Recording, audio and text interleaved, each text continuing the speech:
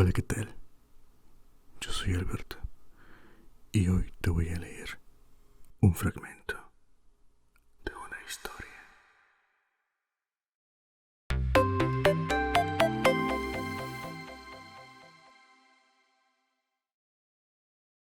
Hoy te presento 1984,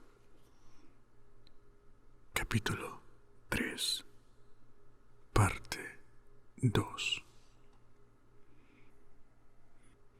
De pronto estaba sentado con el brazo de O'Brien en torno a sus hombros. Tal vez hubiese perdido la conciencia unos segundos. Las ligaduras que lo sujetaban daban la impresión de haberse aflojado. Tenía mucho frío, temblaba de forma incontrolable, le castañaban los dientes y las lágrimas corrían por sus mejillas. Por un instante se abrazó a O'Brien como un bebé, reconfortado por el fuerte abrazo que tenía sobre los hombros. Le daba la sensación de que O'Brien era su protector, de que el dolor llegaba de fuera, de alguna otra parte, y de que O'Brien le salvaría. «Aprendes despacio, Winston», dijo con amabilidad O'Brien. «¿Y qué quieres que te diga?», balbuceó. «¿Cómo quieres que no vea lo que tengo delante de la cara? 2 y 2 son 4. A veces, Winston, en ocasiones son 5, o las dos cosas al mismo tiempo. Tienes que esforzarte más. No es fácil recobrar la cordura». Volvió a tumbar a Winston en la camilla. Las ligaduras volvieron a apretarse, pero el dolor había cesado y había dejado de temblar, aunque aún estaba débil y seguía teniendo frío. O'Brien hizo un gesto con la cabeza al hombre de la bata blanca, que no se había movido en todo ese rato. El hombre se agachó y le miró cerca a los ojos, le tomó el pulso, le puso la oreja en el pecho, dio unos golpecitos aquí y allá, y luego miró a O'Brien y asintió con la cabeza. «Otra vez», dijo O'Brien. El dolor fluyó en el cuerpo de Winston. La aguja debía de marcar 70 o 75. Esta vez había cerrado los ojos. Sabía que los dedos aún estaban allí y que seguían siendo 4. Lo único que le importaba era seguir con vida hasta que pasara aquel espasmo. Ignoraba si estaba llorando o no. El dolor volvió a disminuir. Abrió los ojos. O'Brien había bajado la palanca. «¿Cuántos dedos, Winston?» «4. Creo que hay 4. Vería 5 si pudiera. Me esfuerzo por ver 5. «¿Qué prefieres? ¿Convencerme de que ves 5 o verlos de verdad?» «Verlos de verdad». «Otra vez», dijo O'Brien. «Puede que la aguja llegara a 80 o 90. Winston solo pudo recordar de manera intermitente por qué sufría aquel dolor. Detrás de los párpados apretados, un bosque de dedos parecía moverse en una especie de baile, entrelazándose, desapareciendo unos detrás de otros y volviendo a aparecer. Estaba intentando contarlos, aunque no recordaba por qué. Solo sabía que era imposible debido a la misteriosa identidad entre el 5 y el 4. El dolor disminuyó otra vez. Cuando abrió los ojos, descubrió que seguía viendo lo mismo. Un montón de dedos, como árboles que iban y venían, cruzándose una y otra vez en todas las direcciones. Volvió a cerrar los ojos. «¿Cuántos dedos tengo extendidos, Winston?» «No lo sé. Si vuelves a hacer eso me matarás. 4, 5, 6. La verdad es que no lo sé». «Mejor», dijo O'Brien. Una aguja se deslizó en el brazo de Winston. Instantes después, un calor maravilloso y curativo inundó todo su cuerpo. Casi había olvidado el dolor. Abrió los ojos y miró agradecido a O'Brien. Al ver el rostro tosco y surcado de arrugas, tan feo e inteligente, el corazón le dio un vuelco. Si hubiese podido moverse, habría alargado la mano para ponerla sobre el brazo de O'Brien. Nunca le había apreciado tanto como en ese momento, y no solo porque hubiese puesto fin a su dolor. La antigua sensación de que, en el fondo, era indiferente, que O'Brien fuese un amigo o un enemigo, había vuelto a dominarlo. O'Brien era alguien con quien se podía hablar. Puede que uno no deseara tanto que le quisieran como que le entendiesen.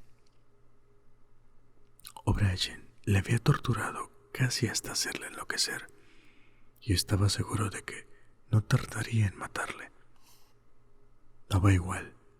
En cierto sentido, su intimidad iba más allá de la amistad. De un modo u otro, aunque no llegaran a decírselo, había un lugar en el que podían encontrarse y hablar. O'Brien le estaba mirando con una expresión que daba a entender que era de la misma opinión. Le habló en un tono distendido e informal. ¿Sabes en dónde te encuentras, Winston?, preguntó.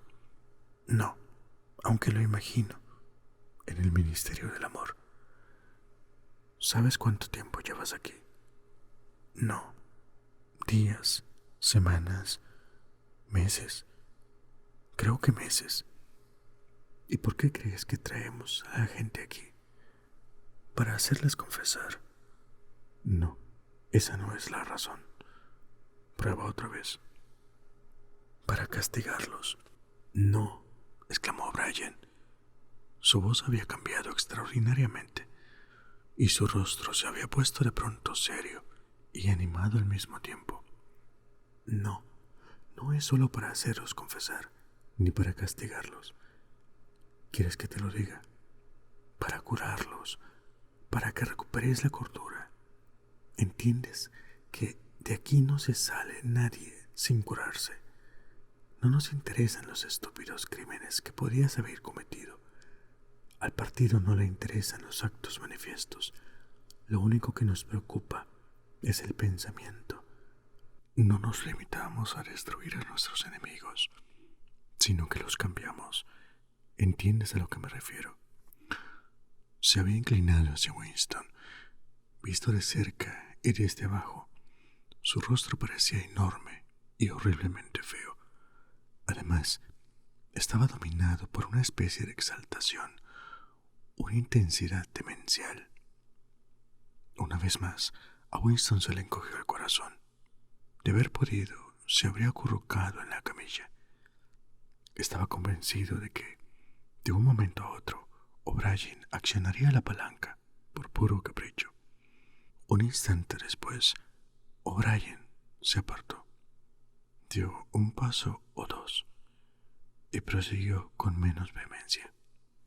Lo primero que tienes que entender es que aquí no hay sitio para mártires. Habrás leído acerca de las persecuciones religiosas del pasado. En la Edad Media estaba la Inquisición. Fue un fracaso. Pretendía erradicar la herejía y solo sirvió para perpetuarla. Por cada hereje quemado en la pira se alzaron miles. ¿Y por qué? Porque la Inquisición mataba a sus enemigos públicamente cuando aún no se habían arrepentido. De hecho, los mataba porque no se habían arrepentido. La gente moría porque se negaba a abandonar sus creencias. Como es natural, toda la gloria era para la víctima y toda la deshonra para el inquisidor. Luego, en el siglo XX, llegaron los llamados totalitarismos, los nazis alemanes y los comunistas rusos. Los rusos persiguieron la herejía con mayor crueldad que la Inquisición y creyeron haber aprendido de los errores del pasado. Comprendieron, en cualquier caso, que es necesario no crear mártires. Antes de someter a sus víctimas a un juicio público, procuraron destruir de manera metódica su dignidad. Los sometieron mediante la tortura y el aislamiento, hasta convertirlos en criaturas quejosas y despreciables, dispuestas a confesar cualquier cosa, a cubrirse de oprobio, a protegerse, acusándose unos a otros, y a gimotear pidiendo clemencia. Y no obstante, al cabo de unos años volvió a suceder lo mismo. Los muertos se convirtieron en mártires y su degradación cayó en el olvido. Una vez más, ¿por qué? En primer lugar, porque era evidente que las confesiones habían sido forzadas y por tanto falsas. Nosotros no cometemos ese error. Todas las confesiones que se hacen aquí son ciertas. Hacemos que lo sean. Y por encima de todo, no permitimos que los muertos se alcen contra nosotros. Así que no cuentes con que la posteridad te reivindique, Winston. Ni siquiera oirá hablar de ti.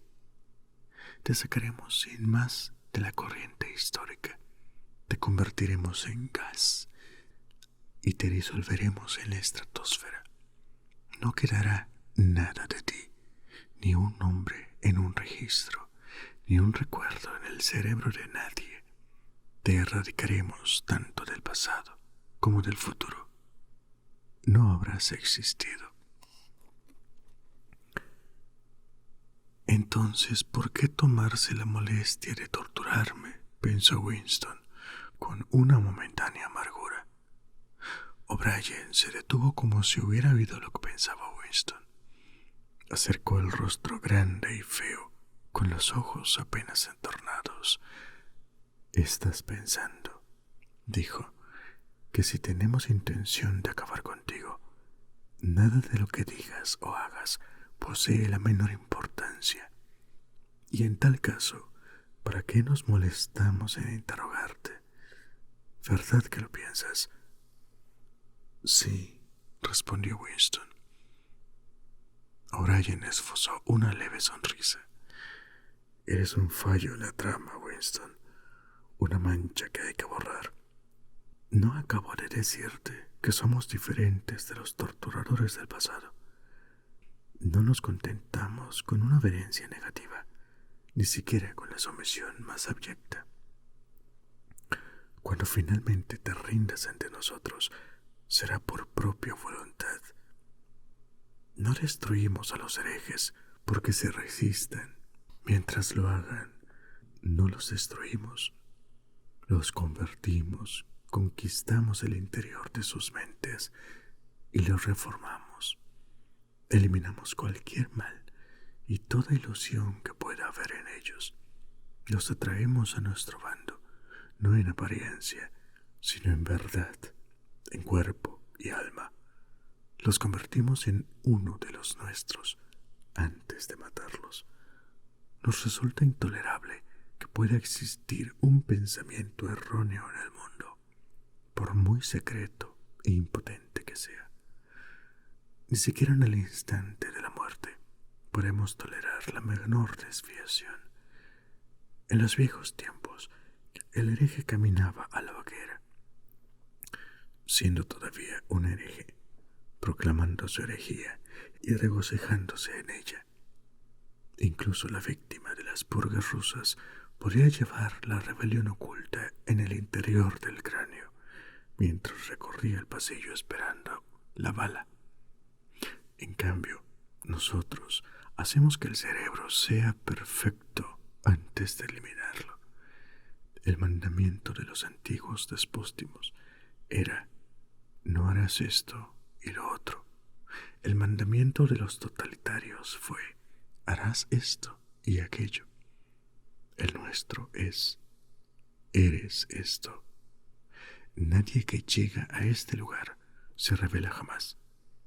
Todos acaban limpiando su conciencia, incluso esos 3 traidores miserables en cuya inocencia creíste un día: Jones, Aronson y Rutherford. Al final logramos doblegarlos. Yo mismo participé en el interrogatorio. Los vi rendirse poco a poco, gimoteando, implorando, llorando hasta que al final no era miedo ni dolor, sino solo penitencia. Cuando acabamos con ellos, no eran más que 3 hombres vacíos. No quedaban en ellos más que pesar por lo que habían hecho y afecto por el hermano mayor. Era conmovedor ver lo mucho que le amaban. Rogaron que los matáramos cuanto antes para poder morir con la conciencia limpia. Su voz casi se había vuelto soñadora. En su rostro se oían pintadas la exaltación y el entusiasmo del loco. No está fingiendo, pensó Winston. No es un hipócrita. Cree todo lo que dice.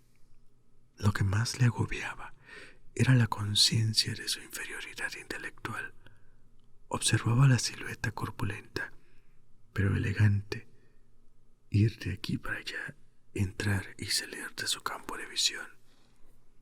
O'Brien era mayor que él en todos los sentidos. No había nada que Winston hubiese pensado o que pudiera ocurrírsele que O'Brien no supiese, que O'Brien no hubiese considerado y descartado hacía mucho tiempo. Su inteligencia contenía la de Winston, pero en tal caso, ¿cómo podía ser que O'Brien estuviera loco? El loco debía de ser él, Winston. O'Brien se detuvo y le miró. Su voz se había vuelto seria de nuevo. No confíes en salvarte por más que te rindas, Winston. No perdonamos a ningún descarriado, e incluso, aunque te permitiéramos vivir lo que te quede de vida natural, no podrías escapar de nosotros.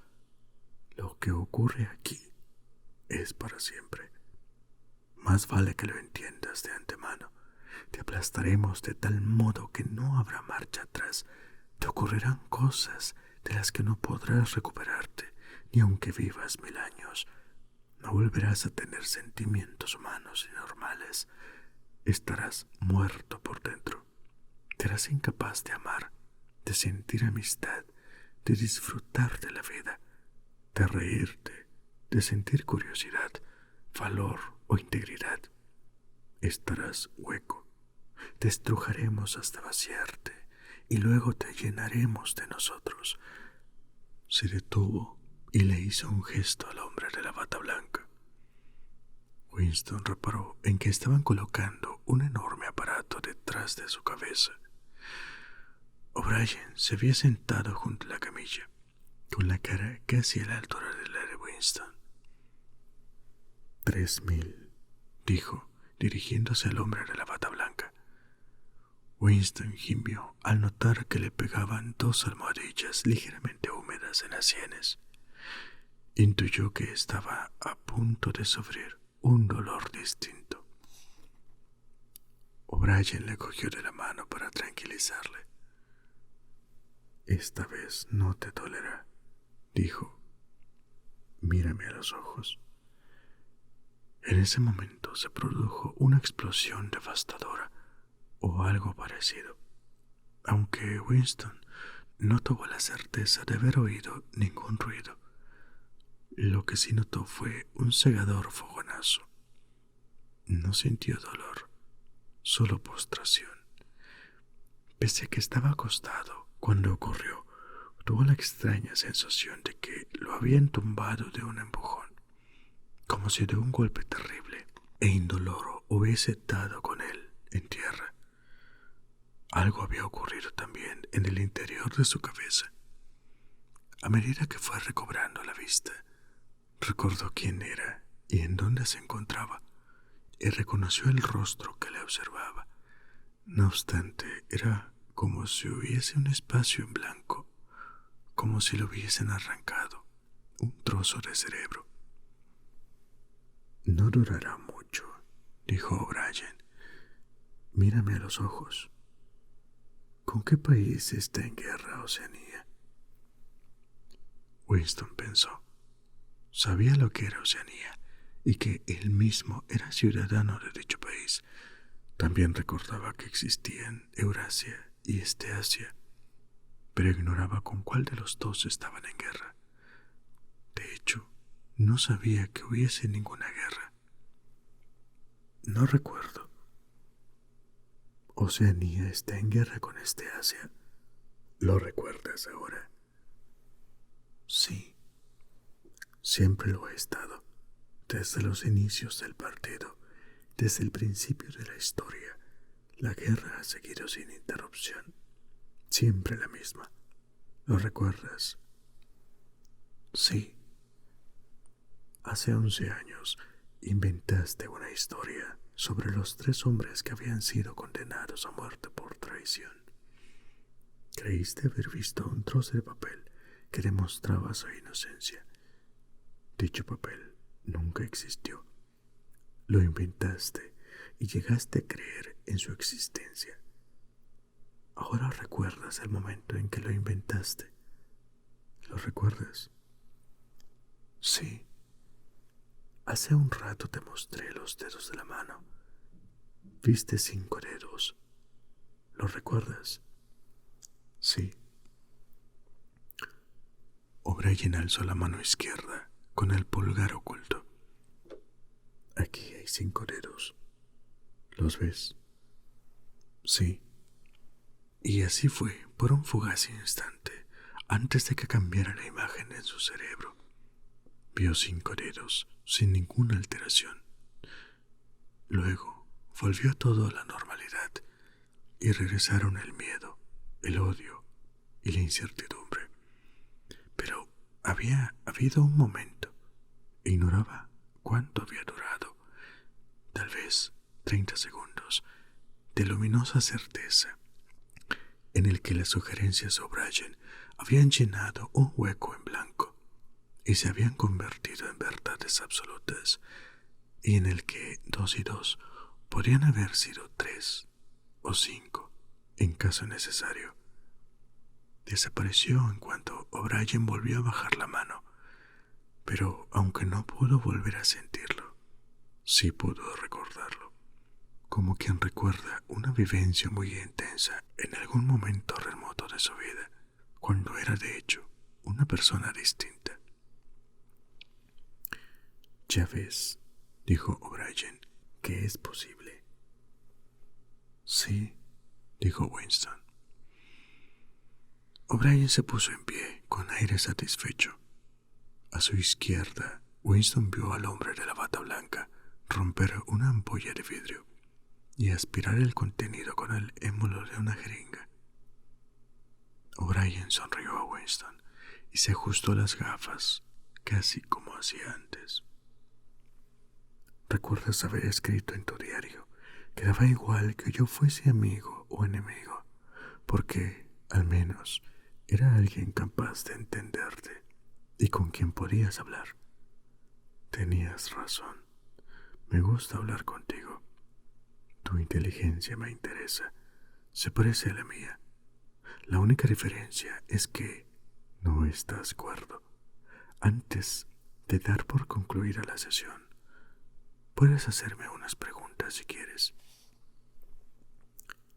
Las que quiera. Cualquier cosa. Reparó en que Winston tenía la mirada fija en el indicador. Está apagado. ¿Cuál es tu primera pregunta? ¿Qué le habéis hecho a Julia?, preguntó Winston. O'Brien volvió a sonreír. Te traicionó, Winston. Enseguida, sin reservas. Pocas veces he visto rendirse a alguien tan rápido. Si la vieras, te costaría reconocerla. Toda su rebeldía, su engaño, su locura y la suciedad de su mente han sido erradicadas por completo. Ha sido una conversión absoluta, un caso de manual. ¿La habéis torturado? O'Brien no respondió. La siguiente pregunta, dijo. ¿Existe el hermano mayor? Pues claro, el partido existe. El hermano mayor es la encarnación del partido. Existe del mismo modo en que existo yo. Tú no existes, respondió O'Brien. Una vez más, le invadió aquel desamparo. Sabía, o podía imaginar, los argumentos que demostraban su falta de existencia, pero eran absurdos. Tan solo un juego de palabras. ¿Acaso no era la propia frase "no existes" una contradicción en términos?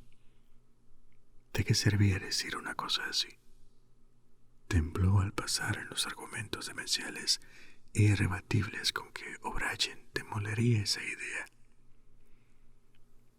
Yo creo que existo, dijo fatigado. Soy consciente de mi identidad. Nací y moriré. Tengo brazos y piernas. Ocupo un sitio concreto en el espacio. Ningún objeto sólido puede ocupar el mismo lugar simultáneamente. Existe el hermano mayor en ese mismo sentido. Eso carece de importancia. El caso es que existe. ¿Morirá algún día el hermano mayor? Pues claro que no. ¿Cómo iba a morir? Siguiente pregunta. ¿Existe la hermandad? Eso no lo sabrás nunca. Aunque decidiéramos liberarte cuando terminemos contigo y vivieras 90 años, seguirías sin saber si la respuesta es sí o no. Mientras vivas, será un enigma para ti. Winston guardó silencio. Su pecho se alzó y bajó un poco más de prisa. Aún no le había planteado la pregunta que se le había ocurrido al principio. Tenía que preguntarlo, pero era como si su lengua se resistiese a pronunciarla. El rostro de O'Brien parecía levemente divertido. Incluso sus gafas parecían brillar con ironía. Lo sabe, se dijo de pronto Winston. Sabe que voy a preguntarle. Pensarlo hizo que brotaran las palabras. ¿Qué hay en la habitación 101? La expresión en el rostro de O'Brien siguió imperturbable. Respondió con sequedad. Lo sabes, Winston. Todo el mundo sabe qué hay en la habitación 101. Alzó un dedo hacia el hombre de la bata blanca. Era evidente que la sesión había terminado. Una aguja penetró en el brazo de Winston. Al instante, se sumió en un profundo sueño.